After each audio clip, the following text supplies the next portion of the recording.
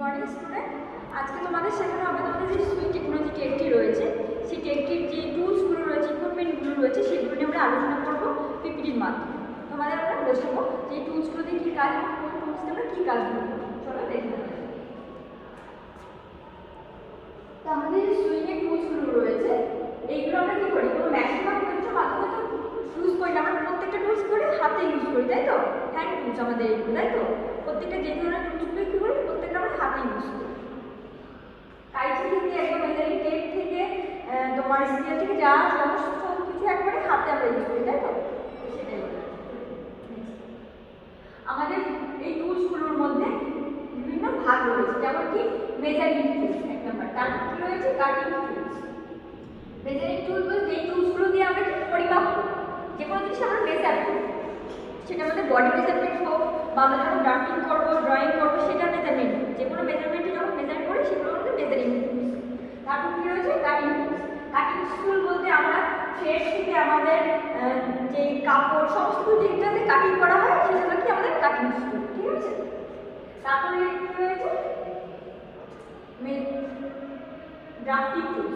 চলো ড্রাফটিং টুল দিয়ে আমরা কি করি, যখন ড্রাফট করি যেটা আঁকি আমরা, আঁকার সময় যে টুলসগুলো ইউজ করা হয় সেগুলো ড্রাফটিং টুলস।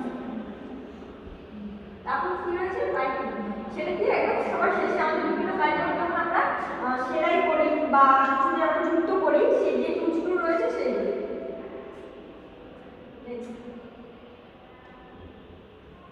এখানে কি রয়েছে আমাদের মেজারিং টুলস। মেজারিং টুলসের মধ্যে রয়েছে মেজারিং যে আমাদের ফিতেটা রয়েছে বা ট্যাপ রয়েছে মেজারিং, সেটা এটা আমরা কি করি বডি মেজারমেন্ট করতে আমাদের সাহায্য করে, সেটা ড্যামের ক্ষেত্রে হোক বা বডির ক্ষেত্রে হোক, ড্যামি মেজারমেন্ট করতে সাহায্য করে।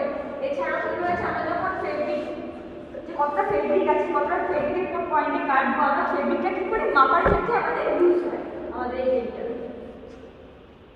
আর এই মেজারিং যে টেপটা রয়েছে এর দৈর্ঘ্য হলো কত তোমাদের আছে 152 সেন্টিমিটার, এখানে 50 আছে 50। আচ্ছা, বিভিন্ন ক্ষেত্রে একটু আলাদা হতে পারে, কিছু ক্ষেত্রে দেখা যায় 152 সেন্টিমিটারও থাকতে পারে বা কিছু ফিটের ক্ষেত্রে 150 সেন্টিমিটারও হতে পারে, কিন্তু এটা ইঞ্চির ক্ষেত্রে সবসময় দেখা যায় সমান, সেটা হলো 60 সেন্টিমিটার, 60 ইঞ্চি।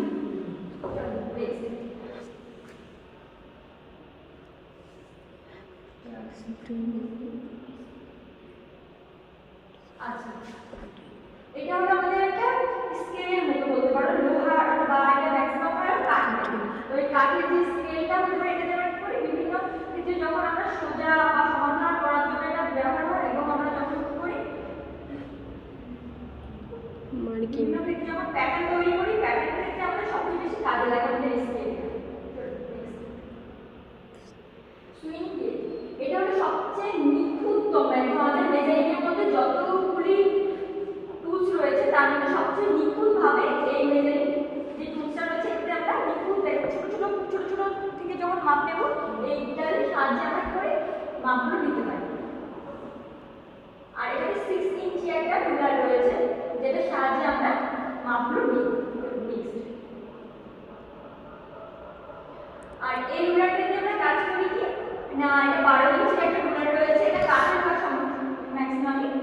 এটাতে কাজ হলো তোমার যখন আমরা কাটিং করি এবং প্রত্যেকটা ইঞ্চি যখন সমান করার বিষয় থাকে আমাদের, সমান করে ধরে একসাথে আমরা মাপ এবং কাটিং এবং সমান্তরাল একদম স্টিক লাইন তৈরি করার জন্য এই স্কেলটা আমাদের ইউজ করা হয়।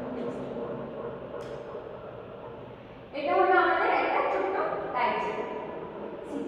তো এটা সাধারণত 3 থেকে 4 ইঞ্চির মধ্যে হয়, আর এটা ইউজ হলো খুব ছোট ছোট কাপড় কাটা, এবং যে ছোট ছোট আমাদের কাপড়ের যখন সেলাই করা হয়ে যায়, সেলাইয়ের পরে যে আমাদের কেটে বাদ দিতে হয়, ছাট করতে হয়, সেই ছাট করার জন্য এই কাইচিটা ইউজ করে। আর এটা হলো আমাদের সিজার। তো এটা দিয়ে কি করে আমরা যখন সেই কাপড় কাটি, বড় কাপড় বা বিভিন্ন ধরনের একসাথে অনেকগুলো কাপড় কাটি, সেই ক্ষেত্রে এটা ইউজ হয়। এটা হলো পিকিং সিজার। তো এটা দিয়ে কাজ পেলাম, যখন আপনি জিগজ্যাগ কোনো কাটতে হবে, সেটা তো আমাদের যদি নর্মাল কাইচি বা থ্রেড কাটার পিছনে কাটার চেষ্টা করি, তাহলে কি হবে, ওটা কাটতে গেলে বিভিন্ন জায়গায় কি আলাদা আলাদা লাইন হতে পারে, তাই তো? অসমান হতে পারে। আর এই পিকিং সিজারটা দিয়ে কাটতে কি হবে, আমাদের অসমান হবে না। আর এই 10 সেন্টিমিটারের মতো লম্বা। নেক্সট এইটা হলো কি বলতে একদম সূক্ষ্ম কাজ করার জন্য আর খুব ধারালো এই কাজটা। ঠিক করে যারা হেম করে বা ধরো বিভিন্ন ধরনের হ্যান্ড স্টিচ করি আমরা সূক্ষ্ম থেকে সূক্ষ্ম জায়গায় ছোট ছোট সুতো কাটার জন্য এইটা ইউজ করা হয়। এমব্রয়ডারি নেক্সট আচ্ছা এটা হলো কি বোতাম বলছি। তো এটা কি করতে হয় যখন আমরা কোনো কিছুর বোতামে যে হোলটা করি সেটা তো আমরা স্টিচ করি চারপাশে মিডিলে কি করতে হয় ফুল করতে হয় তো কাটতে হয় আমাদের তাই তো। তো ওটা কাটার জন্য একদম বিশেষ এই কাইটটা রয়েছে যেটা দিয়ে আমরা শুধুমাত্র সেই বোতামে হোলটাই কাটি। এটা হলো কি থ্রেড কাট বা থ্রেড কাট বলা হয়। এটা দিয়ে কি করে বিভিন্ন সময় যখন আমরা সেলাই করি আমরা যখন মেশিনে সেলাই করি তখন কি কাইচি নিয়ে আমাদের মেশিনে ওঠানো উচিত কাইচি মেশিনের উপর রাখা উচিত না। কিন্তু আমরা কি বারবার সেলাই করার সময় নিচে না নিশ্চয়ই না এটা কি করার হয় যখন আমরা যখন আমরা সেলাই করবো বিশেষ করে ওই টাইমটা কাইচি জায়গায় এই ছোট ছোট সুতোগুলো কাটতে এটা ইউজ করি। নেক্সট এটাকে সিম রিপার। এটা দিয়ে কি করি যখনই আমরা কোনো স্টিচ করতে গিয়ে ফুল বসাতে আমরা ফুল স্টিচ দিয়ে দিই আমাদের কাপড়ে আমরা ফুল স্টিচ দিই বা আমরা স্টিচ দিলাম সেই স্টিচটা ঠিকঠাক প্রপার জায়গায় পড়বে বা আমাদের জামা হয়তো আমরা আরেকটু লুজ করবো সেক্ষেত্রে ওই স্টিচটা আমাদের কাটতে হবে বিভিন্ন কারণে আমাদের স্টিচ রিমুভ করতে হয় সেই স্টিচ রিমুভার জন্য এই সিম রিপারটা ইউজ হয়। নেক্সট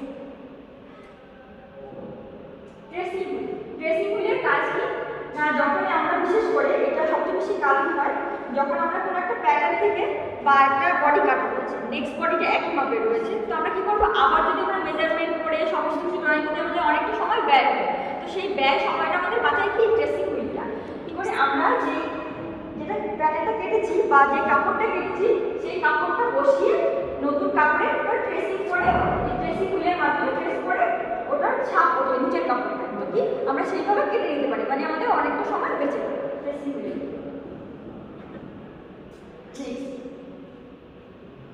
আচ্ছা মার্কিং পেন অ্যান্ড পেন্সিল বিভিন্ন ধরনের আমরা যেরকম মার্কিং করি আপাতত আমরা চকে এটা হলো এক ধরনের মার্কিং পেন বা রবার পেন্সিল যখনই আমরা বিভিন্ন জায়গায় নচ করি যে এই জায়গায় এই কাজটা করতে হবে মানে দাগ করে মেজারমেন্ট করে যে এই জায়গায় এই শেপ আসবে তো কি করি এই চকের দ্বারা যেটা করি আমরা সেটা এই পেন্সিলের দ্বারা করতে পারি এটি কিন্তু মানে ওয়াশেবল মানে ওয়াশ করার পরে উঠে যাবে মানে পার্মানেন্ট থাকবে না আমাদের যে ক্লথ রয়েছে ক্লথে পার্মানেন্ট থাকে না।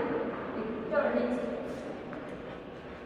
আচ্ছা এই যেটা হলো আমাদের কি টেলার চক এটা আমরা সবচেয়ে বেশি ইউজ করি আমাদের যতগুলো রয়েছে তার মধ্যে এটা সবচেয়ে বেশি ইউজফুল আমাদের কারণ এটা খুব মানে অল্প মূল্য এবং সবসময় ইউজ করলে কোনো অসুবিধা হয় না কাপড়ের উপর হালকা করে ঝেড়ে দিলে সঙ্গে সঙ্গে আবার নতুন করে ওখানে দাগ দিতে পারবে। আর এটা যখন আমরা কি করি ড্রয়িং গ্রাফিং করি আমাদের ক্লথের উপরে তখন এটা আমরা ইউজ করি। চলো আজকে আমাদের এইটুকুই ছিল ক্লাস তো যদি তোমাদের কোনো কোশ্চেন বা কিছু থেকে থাকে বলতে পারো।